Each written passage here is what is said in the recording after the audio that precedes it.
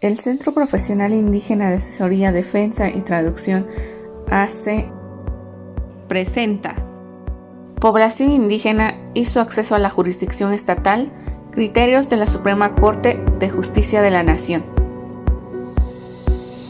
Dialoguemos sobre nuestras palabras.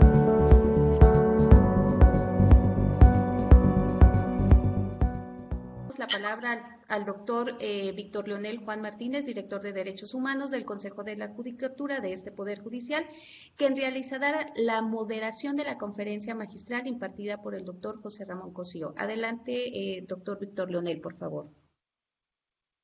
Sí, buenos días a todas y a todos. Me toca el honor de presentar al doctor José Ramón Cosíos.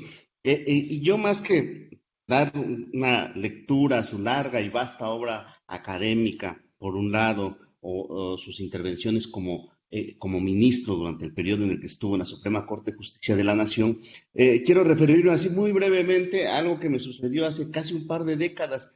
Caminando por las calles de la Ciudad de México me encontré con un libro en aquel entonces de reciente aparición pública, que era Cambio Social y Cambio Jurídico. El libro, de la autoría del doctor Cosío, pues muestra un análisis innovador, interesante, crítico, constructivo de la realidad mexicana y particularmente desde la vista del sistema jurídico, desde el punto de vista, desde la perspectiva del derecho, ¿no? Y esta ha sido la impronta que ha marcado la obra del doctor Cosío, tanto como académico en los distintos espacios, centros de investigación y universidades, centros de educación superior en los que ha estado, como en la vasta obra que tiene publicada, tanto en libros, artículos de libros, revistas, y también con esta profusa difusión que da a través de los medios de comunicación de sus opiniones siempre muy calificadas. Y es también la impronta que lo oyó durante los 15 años que estuvo como ministro de la Suprema Corte de Justicia de la Nación, del 2003 al 2018, esta capacidad que tenía de apreciar el cambio social, de tener una visión crítica y por tanto de abrir los espacios de discusión, de abrir a nuevas innovaciones como académico y como ministro. Son muy recordadas muchos de los criterios novedosos que impulsó el doctor Cosío. Yo creo que el exministro o el ministro en retiro, José Ramón Cosío Dios, no necesita mayor presentación, así que más que dar una lectura a todo lo que ha hecho, le cedemos el uso de la palabra. Tendrá alrededor de 50 minutos, una hora para poder escuchar su disertación. Adelante, doctor Cosío. Gracias, maestro, muy amable por sus palabras, también a la maestra Edith también por su presentación, siempre muy generosos conmigo, todos ustedes, les agradezco mucho. Espero que estén bien ustedes, su familia, todos los que están contribuyendo y participando en este seminario. Me dejaron un tema muy complejo, se los debo decir, porque ver cuáles son todas las reflexiones del Poder Judicial, pues es un asunto amplio. Y pensé que podría hacer este ejercicio de dos maneras. Uno es viendo cuáles son los precedentes, comentarlos que se han estado dictando en estos años. Otro es tratar de hacer una narrativa general de lo que el Poder Judicial de la Federación, no solo la Suprema Corte, ha estado resolviendo. Y ayer en la mañana que estaba yo preparando la charla de hoy, se me ocurrió que era mejor, para cierre de este evento que ustedes han organizado, irme por el segundo camino. Entonces, lo que voy a tratar de hacer aquí en el tiempo que me indicó la maestra Edith es una presentación general de dónde creo que estamos hoy en el Poder Judicial para efectos de materia indígena. A ver, todos sabemos que en enero del año 94 se hizo o se llevó a cabo el levantamiento del Ejército Zapatista de Liberación Nacional. Cuando se dio este levantamiento, que fue pues realmente muy importante y que nos cambió la forma de ver toda la parte relacionada con el derecho indígena, se presentó una discusión muy seria en ese momento acerca de qué eran los derechos de pueblos y comunidades, cuál era la situación de los pueblos y comunidades al interior de nuestro orden jurídico, dónde se iban a insertar los pueblos y comunidades, etcétera, etcétera, etcétera. Cuando salieron los acuerdos de San Andrés Larráinzar, se acordarán ustedes, hubo una enorme discusión, hubo un momento de gran confusión en la profesión jurídica y algunos de los más connotados autores de esa época decían que si México aceptaba la situación de los pueblos y comunidades, íbamos a ir a una balcanización. Yo todavía recuerdo a alguno de los autores más conspicuos de aquella época utilizando estas expresiones.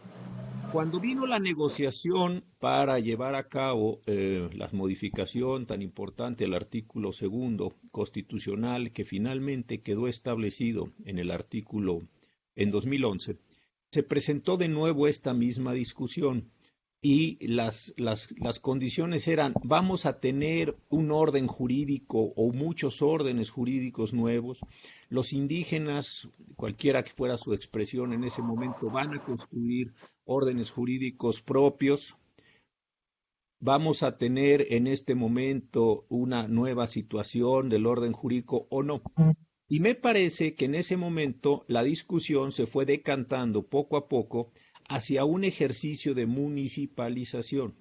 ¿Qué es lo que yo estoy queriendo decir con esto? Que me parece que la condición de pueblos y comunidades se entendió o se redujo, no estoy diciendo que esté de acuerdo, simplemente estoy describiendo una situación, a los pueblos y comunidades básicamente se van a amalgamar, básicamente se van a insertar, básicamente van a tener una forma de expresión a través de los ayuntamientos o de las delegaciones municipales, agencias municipales, como se llame, de cada uno de los municipios. Y en consecuencia de ello se produjo esta situación donde, voy a decirlo así, una primera etapa fue el artículo 2 se municipalizó. Se acordarán ustedes que cuando se presentó la reforma constitucional se promovió una controversia constitucional precisamente por algunos municipios estableciendo, tratando de establecer que el proceso había tenido un problema de validez, que alguna legislatura de los estados no habían satisfecho los requisitos procedimentales y que como consecuencia no había tal reforma. La Suprema Corte consideró que la reforma era completa, que se había dado bien en todas sus etapas procedimentales y consecuentemente que había una reforma.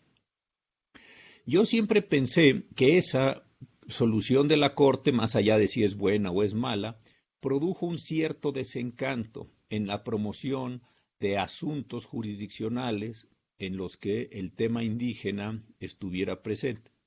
Yo conozco y tengo el gusto y la amistad con varios líderes de comunidades, pueblos o indígenas en lo individual, y ellos sí no me lo dijeron, pero me quedó siempre la idea de que se habían desilusionado, desencantado, usan la palabra que ustedes quieran, y que como consecuencia de ello los pueblos y comunidades no fueron mucho a la Suprema Corte de Justicia y tampoco fueron a otros órganos.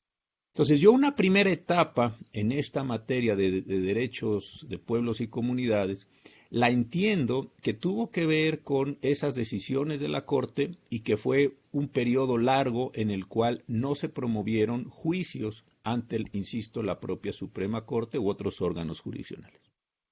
Sin embargo, después empezaron a presentar otro tipo de procedimientos, otro tipo de acciones constitucionales de dos naturalezas. Una, efectivamente, los pueblos y comunidades se comenzaron a municipalizar y como consecuencia de ello empezaron a promover algunas controversias constitucionales, sobre todo las que tenían que ver con temas vinculados con presupuesto, autoridades municipales, básicamente. Hasta en ese momento, si ustedes se fijan, no había necesidad de un reconocimiento jurisdiccional a la condición de los propios pueblos y las comunidades. ¿Por qué razón? porque venían como municipios y se les aplicaban las reglas, sobre todo en controversia constitucional, que eran aplicables a cualquier municipio. Si ustedes ven las primeras decisiones, o no solo las primeras, un número muy importante de decisiones de la 9ª época del semanario judicial, la que inicia el 1 de febrero del año 95, ustedes verán que no hay una gran cantidad de matices, no hay una gran cantidad de determinaciones que tengan que ver con pueblos y comunidades, insisto, porque estaban municipalizados. Si no le daban dinero a un municipio, indígena o no indígena, pues era el mismo problema de no darles dinero. Entonces, no hubo necesidad de hacer grandes elaboraciones en ese sentido. Pocos años después se presenta lo que yo creo que fue la tercera etapa. Primero es una ausencia, la segunda es una presencia de los municipios indígenas, pero como municipios de derecho ordinario, y empieza a venir una tercera etapa. Y esta tercera etapa no tiene que ver con pueblos y comunidades, sino tiene que ver con indígenas en lo individual. ¿Qué estuvimos ahí determinando? Esa época sí me tocó ya a mí en la Suprema Corte. Primero, ¿quién era indígena? ¿A quién le íbamos a reconocer el carácter de indígena? Se acordarán ustedes, y lo saben ustedes muy bien, pues es el criterio de autoadscripción que establecimos hace muchísimos años, estando el ministro Gudiño todavía en la primera sala, después de estar dándole vueltas en varios asuntos, cuál iba a ser la manera, si íbamos a encontrar una forma de comprobación jurídica específica, en fin, aquello fue batalloso, pero al final nos decantamos por el criterio más amplio, más claro, más favorecedor, que es el que se autoadscribe indígena, será tratado para efectos del orden jurídico como indígena con los premios y los castigos, las virtudes y los defectos que tenga su condición de autoadscripción. Entonces, esta es una nueva etapa en la que entramos. Luego entramos muy parecido con ello, muy cercano a ello, con otro problema muy interesante, que fue otra vez el de los indígenas en lo individual, que estaban reclamando condiciones de debido proceso. Y ese debido proceso se plasmó en la defensa, en la traducción y en la interpretación de los indígenas cuando comparecían a un proceso no de derecho indígena, sino de derecho, voy a llamarlo nacional, simplemente por tener un punto de contraste, en ese sentido. Entonces, esa etapa fue interesante porque se construyeron los criterios de autoadscripción, primero, se diferenció entre defensa, traducción e interpretación, ¿se acuerdan ustedes? Seguramente han visto estos criterios, con todos los problemas que tiene la conformación de los criterios, para efecto de que el Estado Nacional garantizara a los pueblos y comunidades, a los indígenas en lo individual, cuando iban a un litigio, no de sus pueblos y comunidades, sino un litigio, digamos, con las leyes del Estado Nacional, fuera esto Oaxaca o la propia Federación, unas buenas condiciones procesales. Y ahí nos entretuvimos un buen rato ajustando esos criterios, determinando cuándo sí, cuándo no, etc. Vino después, dentro todavía de esa etapa, una situación bien interesante que fue también de ajustes. ¿Por qué? Porque nos empezamos a encontrar probablemente como defensa o probablemente como situación desventajosa en la que se encontraban los indígenas, que muchas personas se autoadscribían hasta finales del proceso inicial o en la segunda instancia o en el amparo. Y eso nos produjo una discusión muy importante también en la sala, en el sentido de, vale que una persona se autoadscriba indígena en el momento en el que quiera, dentro de un proceso, primera instancia, segunda instancia, amparo directo en revisión, o tiene que hacerlo al comienzo del proceso.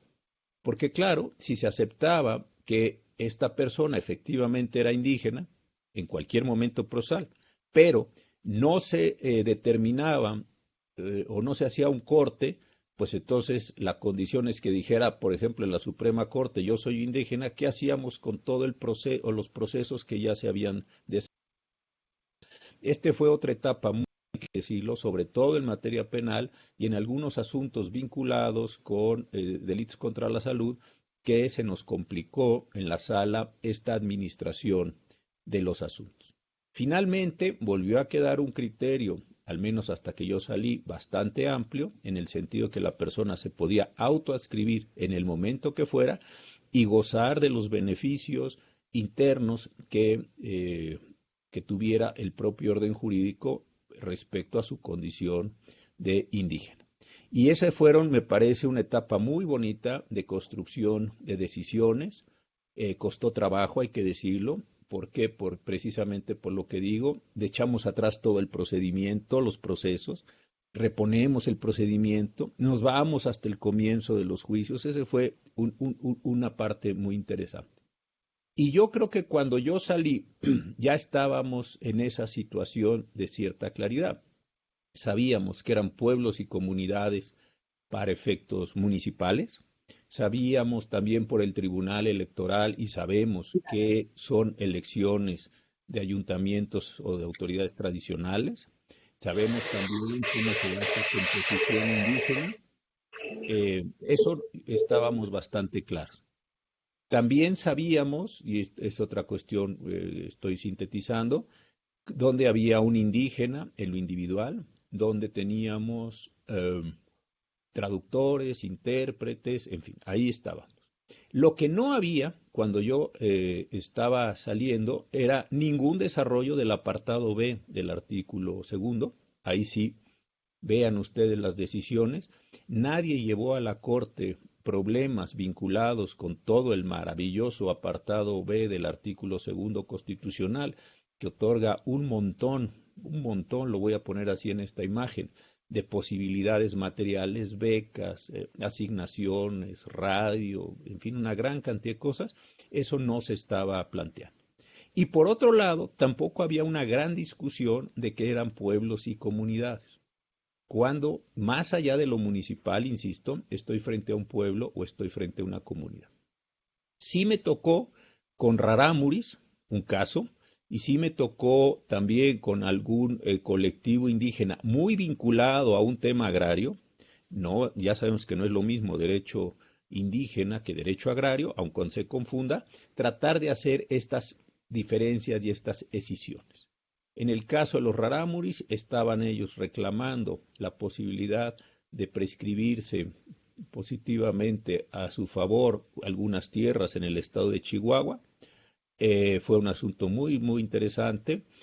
También teníamos que determinar si estaban o no en una condición de nomadismo y si esa condición de nomadismo subsistía para la resolución de ese asunto. Y se presentó un problema interesante en definir no solo la condición de nomadismo, sino también un problema importante al que voy a regresar en un momento, que es la identificación de quiénes son las autoridades indígenas fuera de la condición municipal o submunicipal. Es un problema muy importante. Le pedimos al Instituto Nacional de Antropología e Historia que nos hiciera algunos dictámenes antropológicos para definir la condición de nomadismo. A final de cuentas, por el asunto, no tuvimos necesidad de definir quiénes eran las autoridades o qué personas eran las verdaderas autoridades. Yo cuento la historia que en 3 viernes, no así seguidos, pero sí en 3 viernes, muy cercanos uno de otro, se me presentaron 3 distintos grupos diciéndome que ellos eran los únicos, los auténticos o los verdaderos autoridades indígenas de los Rarámuris. Entonces era una situación muy compleja y hubiera sido muy complejo definir quiénes sí y quiénes no eran las verdaderas autoridades, pero para efectos del litigio que yo tenía que resolver, no fue esto una situación relevante. Otro criterio que tuvimos que tomar en esta idea de los pueblos y las autoridades, ya no los individuos ni la parte municipal a la que me he referido, fue con el acueducto Independencia del estado de Sinaloa. ¿Por qué razón? Porque tuvimos que determinar si el asunto era agrario o era de derecho indígena, si aplicaba el 27 constitucional, por decirlo así, o aplicaba el 2 de la Constitución, un asunto también importante. Hoy esto parece una cuestión menor, va a decir alguien, qué barbaridad, este señor presenta como una gran novedad distinguir un conflicto indígena de un conflicto agrario, pero en su momento tuvo mucha importancia porque se había tramitado históricamente como agrario, y cuando llegó a la Suprema Corte lo enderezamos, dejen usar esta expresión, lo rehicimos y lo mandamos reponer como conflicto agrario, como conflicto indígena, no como conflicto agrario para efectos de las permanencias. Entonces, lo que estoy aquí tratando de decir es que esta era la situación. Y les confieso que en estos 2 años, que ya casi tengo fuera de la Suprema Corte, había dejado de leer estos temas. Ahorita estoy terminando otros libros con otras condiciones y entonces no había tenido tiempo.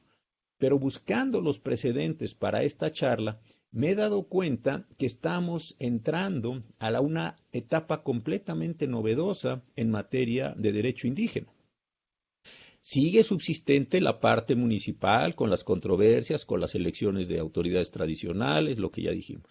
Desde luego sigue subsistente y fortalecida, me parece, la condición de los indígenas en lo individual.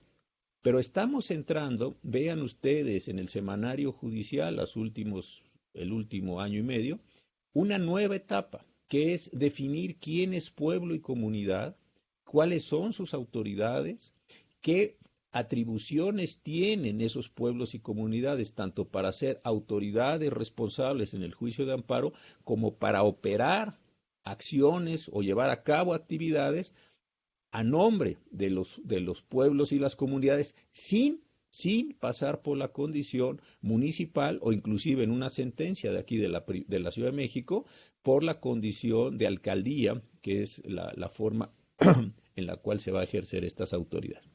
Entonces, creo, como siempre lo he pensado, y del libro que señalaba el maestro, ese era mi planteamiento, que el derecho no se construye de golpe y porrazo, como decimos acá en México, sino que se construye en ciclos históricos y en muchas ocasiones, no siempre, pero en muchas ocasiones, se construye acumulativamente.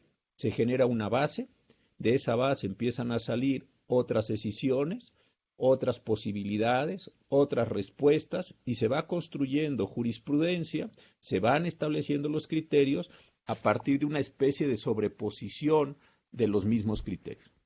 Entonces, ¿qué es lo que estoy viendo en estas decisiones? Hay algunas del tercer circuito, ya sabemos, de Guadalajara, hay otras de Puebla, hay otras de la Ciudad de México, que me han parecido muy interesantes, otras del Estado de México, del segundo circuito, muy interesantes, en las cuales la jurisprudencia de los colegiados, estos temas todavía no llegan a la Suprema Corte, otra vez por la condición de construcción de ciclos, empiezan a determinarse. ¿Qué es lo que entonces veo? Que con motivo de las consultas indígenas se ha estado teniendo que determinar quiénes son pueblos y comunidades, 1, 2, quiénes representan a esos pueblos y comunidades válidamente en un proceso.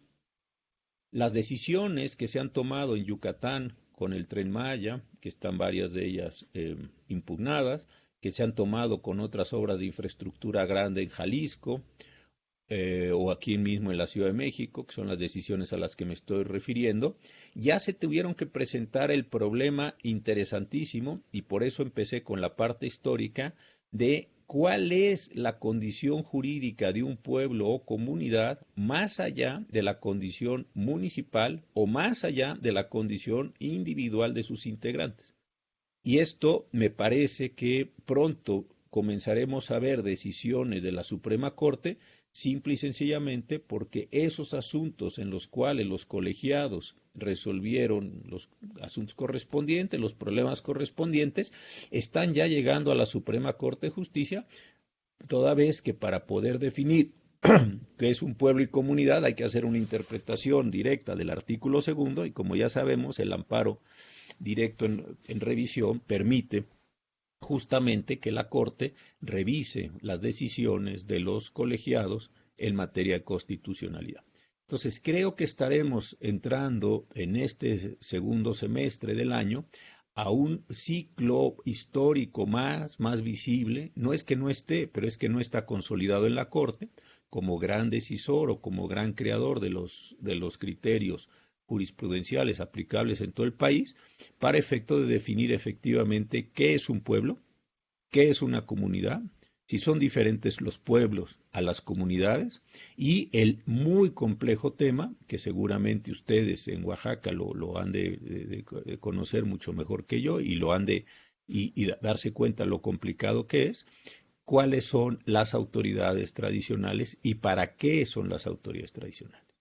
Hasta hoy lo que tenemos de la revisión general que yo hice para esta charla es la determinación de que los pueblos y comunidades van a ser definidos por peritajes antropológicos, asunto muy relevante, y van a tener pues el conjunto de condiciones de operatividad y facultades, etcétera, que las leyes de indígenas de cada entidad federativa les estén reconociendo. Entonces, este me parece que va a ser un muy interesante tema para los próximos 2 años, que es cuando más o menos tarda en estabilizarse una jurisprudencia de la Suprema Corte a partir de los casos que están fluyendo de los colegiados o en algunas ocasiones de los juzgados por amparo indirecto. Entonces, podríamos tener para dentro de 2 años una fijación clara o razonablemente clara de cuáles son estos pueblos. Si esto que yo estoy diciendo es correcto, va a venir un gran trabajo jurídico y antropológico, otra vez, para definir quién sí y quién no puede resultar afectado, 1. 2, cómo puede resultar afectado. 3, cuáles serían las consecuencias de las reparaciones. Y 4, algo muy importante, es quién los puede y con qué efectos y con qué alcances representar en los juicios. Lo que sí no veo todavía es la parte de desarrollo del artículo 2. Esto sí, debo decir que todavía no lo veo construido.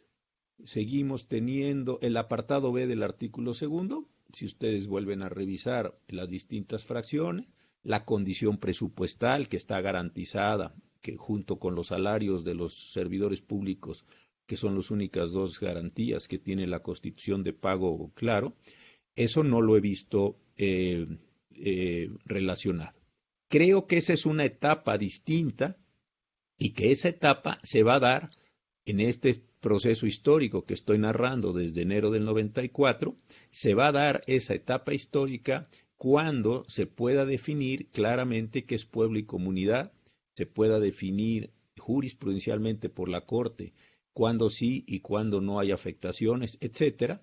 ¿Por qué? Porque cuando el pueblo y la comunidad tengan una entidad distinta a la de los individuos y una entidad, desde luego jurídica, distinta a la de los municipios, pues con toda seguridad empezarán a demandar reivindicaciones históricas. Por ejemplo, ¿por qué los niños de este pueblo o comunidad no tienen escuelas?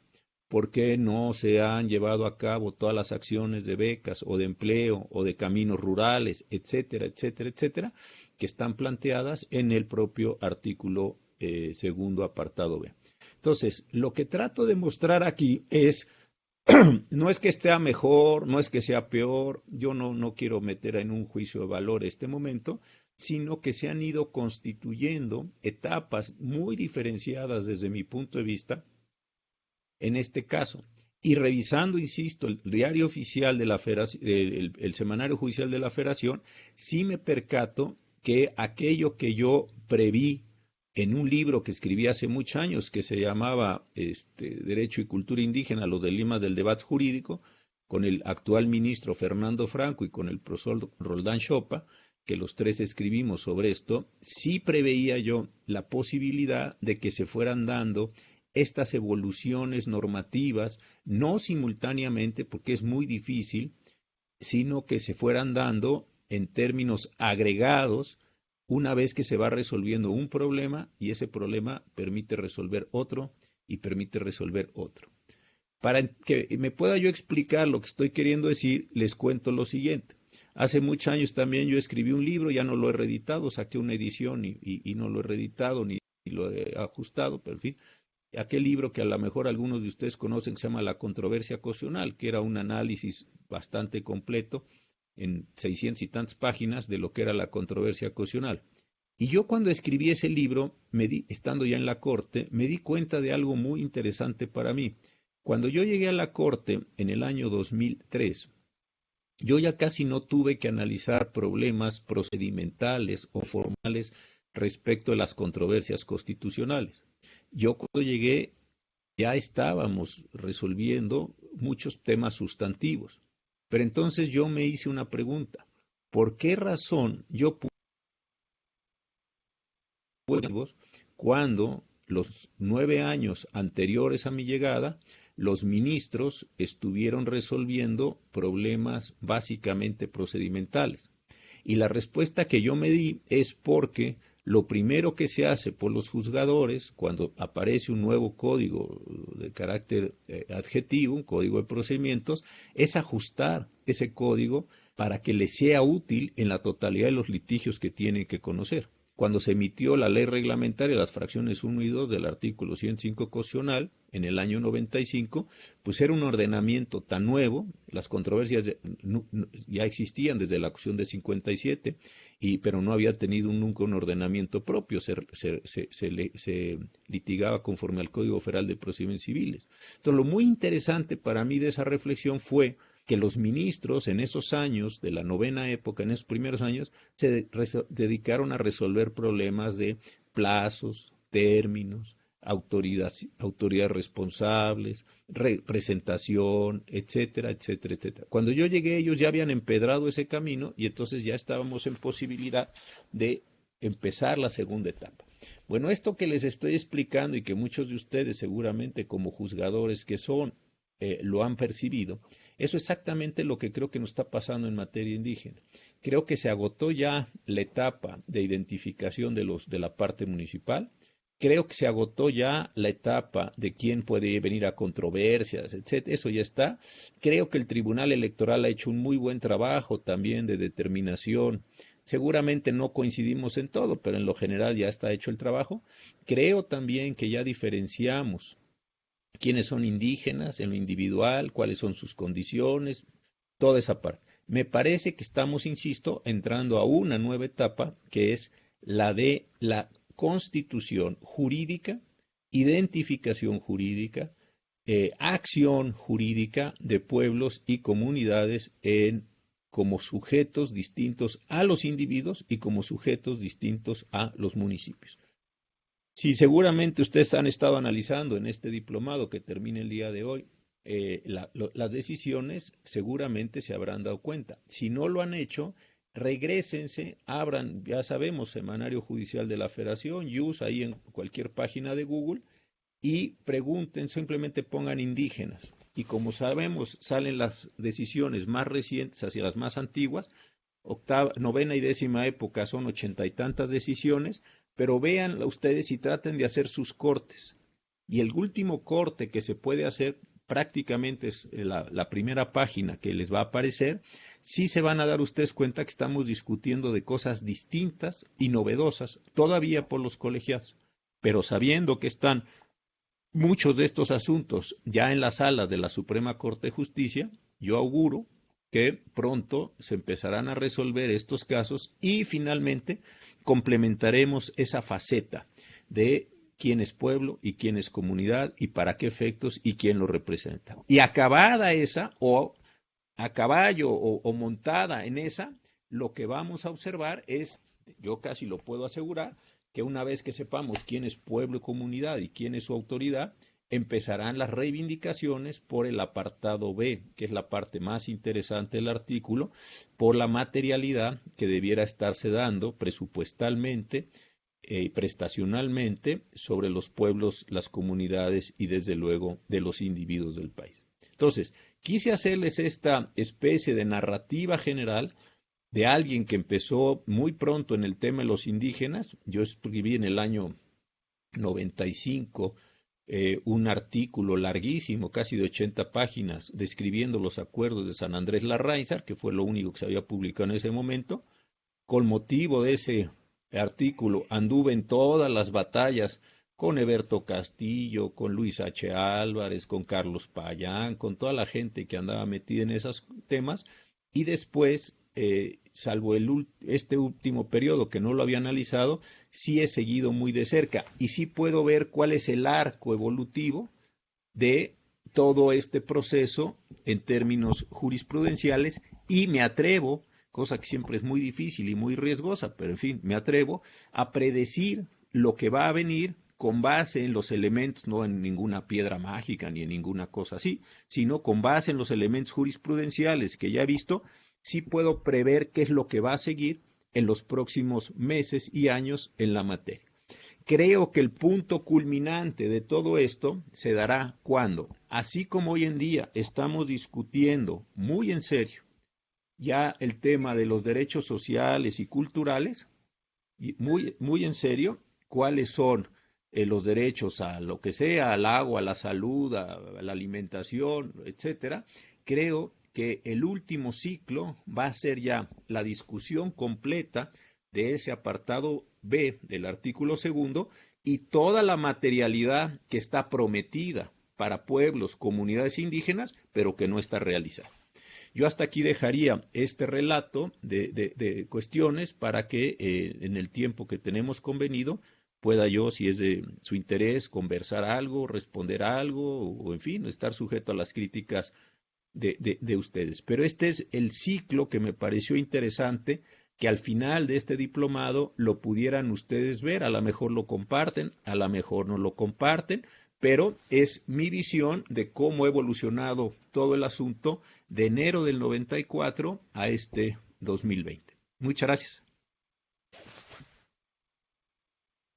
Gracias,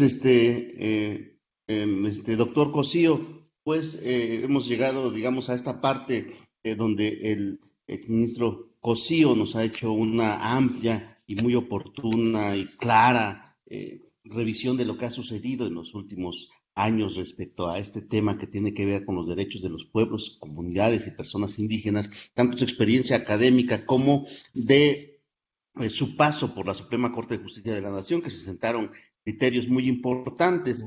Entonces, no sé si podríamos hacer una primera ronda de intervenciones. La pregunta ¿es un problema de legislación, de interpretación de las normas, de implementación de políticas públicas, o es una combinación de todo esto para garantizar precisamente todos los derechos colectivos e individuales de los pueblos indígenas? Yo sumaría a esta pregunta un poco para que tengamos su reflexión final.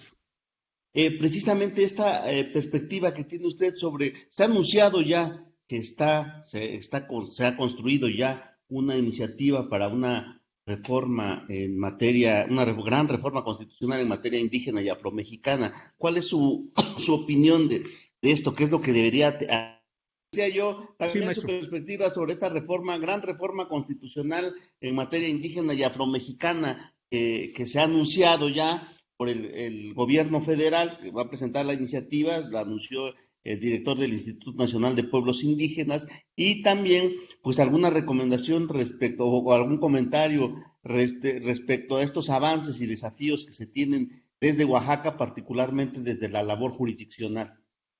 Mire, lo que usted plantea, a mí me gusta mucho y curiosamente usted, y le agradezco que lo haya visto en ese libro de Cambio Social y Cambio Jurídico. Es un libro ya de hace muchos años, pero yo sí tuve la intuición de estar viendo y estar viendo. A mí me gusta la historia del derecho, no soy un historiador del derecho, pues soy aficionado a la historia del derecho. Y lo que he tratado de ver es cómo van apareciendo estos fenómenos jurídicos. Alguna vez tuve una charla, déjenme contarles este ejemplo, que es la siguiente. Imagínense ustedes, allá en Inglaterra, a comienzos del siglo XIX, la primera vez que salió una máquina a vapor en sus rieles allí, y atropelló a un pobre hombre, una pobre mujer, a un ser humano. Y entonces yo me quedé pensando, a ver, ¿qué hubiera pasado si yo hubiera sido juez? Hubiera llegado la viuda, el viudo, el familiar, y me hubiera dicho, señor juez, fíjese que acaba de atropellar a un ser querido una máquina de vapor, esto que le llaman un tren, un ferrocarril. Y yo como juez hubiera dicho, oiga señora, pero pues no sé ni de qué me está hablando, yo a lo mejor ni he visto el tren, o a lo mejor... déjeme ver en mis precedentes, estoy hablando de un sistema de common law, déjeme ver qué dicen mis precedentes sobre atropellamientos de ferrocarril. Y vamos a pensar que la señora, el señor fuera muy conocedor y dijera, señor, es que mi marido, mi esposa, es el primer muerto del ferrocarril. ¿Qué hubiera hecho en ese momento yo como juez? Pues hubiera tenido que empezar a aplicar, por analogía, soluciones, porque es el primer caso de un atropellado por ferrocarril. Entonces, ¿qué hubiera dicho yo? Ay, ¿a qué se parece el ferrocarril? Se parece un poco a una carreta. Entonces, si la carreta atropella a una persona y la mata, ¿es responsable el dueño de la carreta, el fabricante de la carreta, el operador de la carreta, el sujeto que se cruzó imprudentemente? ¿Quién es responsable aquí? Y hubiera empezado a hacer analogías bastante primitivas, bastante generales al comienzo, y yo estoy seguro que para finales del siglo XIX la jurisprudencia inglesa sobre accidentes ferroviarios, pues debe haber sido importantísima, ya muy grande, especialidades, libros, autores, ya se había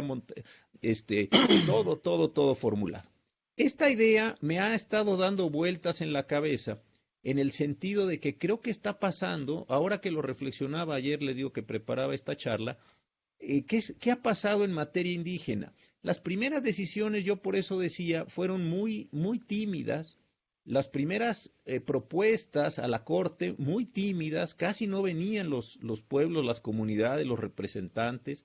Luego empezaron a venir, pero empezaron a venir, les digo, como municipio y como decía nuestro presidente, como órdenes submunicipales. Luego empezaron a venir en lo individual. O sea, ha sido un proceso de acercamiento. No es que así deba ser, ¿eh? No estoy diciendo eso, no estoy señalando que haya un fatalismo en la manera de aproximación, sino como que se van construyendo las etapas, los andamios primeros para después ir explorando a otros. Entonces, ¿qué es lo que creo que está sucediendo en materia de pueblos y comunidades? Creo que están sentadas las bases para que en los próximos años veamos una explosión, así lo digo, una explosión. Afortunadamente, yo sí soy partidario de que esto exista, una explosión de amparos y de acciones jurisdiccionales en donde, sabiendo ya quién es un indígena en lo individual y estando muy cerca de definir cuáles son los pueblos y las comunidades, veamos una alta litigiosidad en esta materia. Esto tiene que ver, y ni mejor ni peor, hago una descripción, el actual gobierno le gustan obras de envergadura, obras grandes, ya sabemos, el Tren Maya, la refinería Dos Bocas, el aeropuerto, etcétera, que por su forma de construcción grande va a afectar a muchos derechos de pueblos y comunidades. Esto no es que yo lo desee, ni es que yo no lo desee, pues no soy nadie para desear ni para no desear lo que va a pasar en la realidad, simplemente me parece que es algo que se va a presentar de una forma muy grande. Por otro lado, la propia manera que tiene el presidente López Obrador de hacer consultas respecto a temas que no tiene que hacer consultas, ¿no? Para ciertos, y otra, para no hacer consultas donde sí tiene que hacer consultas, entonces, como es el Tren Maya, entonces sí me parece que se va a producir una enorme dinámica entre pueblos y comunidades frente al gobierno, particularmente por las condiciones de construcción de infraestructura del país federal. Entonces, creo que viene una época muy interesante desde el punto de vista técnico. No, espero que no sea una época trágica para los pueblos, las comunidades y sus integrantes, en términos de lucha, en términos de reivindicaciones, en términos de atropellamiento, pero técnicamente, que es en lo que estamos en este seminario, creo que viene una época importantísima de desarrollo de criterios jurisprudenciales por parte de la Corte y los colegiados, en mucho también por los órganos jurisdiccionales locales, como el que describía el presidente. Entonces, creo que viene una época muy, muy rica en este sentido. Y creo que estas épocas, voy a la pregunta concretísima, son acumulaciones de experiencias que con base en los criterios alcanzados van permitiendo el desarrollo, la evolución, no como un milenarismo que así se tenía que haber dado ni estaba planteado, sino como una construcción de lo que suelen ser, al menos en esta materia, las formas jurídicas. Entonces, ¿qué es lo que yo preveo? Insisto, una explosión de controversias, de acciones, de litigios. Unos acabarán bien, otros desafortunadamente mal, se generarán criterios, pero sí creo que viene una dinámica muy importante. Y ahí sí, leyes como la que tiene Oaxaca, que es buena ley en materia indígena, las leyes que tienen que ver con consulta, en medio ambiente, en infraestructura, etcétera, sí me parece que van a tener una explosión y un desarrollo.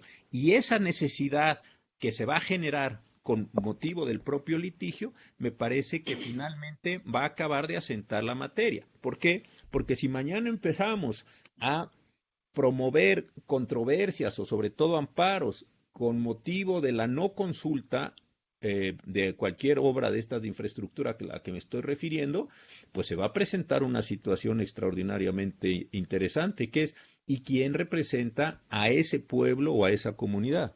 Dentro de los distintos pueblos o comunidades que están al interior de un estado, ya sabemos cuáles son, los reconocemos por su lengua, por sus costumbres, por toda su tradición muy importante. Pero ¿quién es el representante fuera de la autoridad municipal de la comunidad A o el pueblo B? Este es un tema muy importante. Y yo creo que todo esto es lo que vamos a empezar a ver. Eso nos va a llevar a relaciones más importantes entre el derecho y la antropología, nos va a llevar a determinar autoridades, nos va a llevar a determinar formas de nombramiento.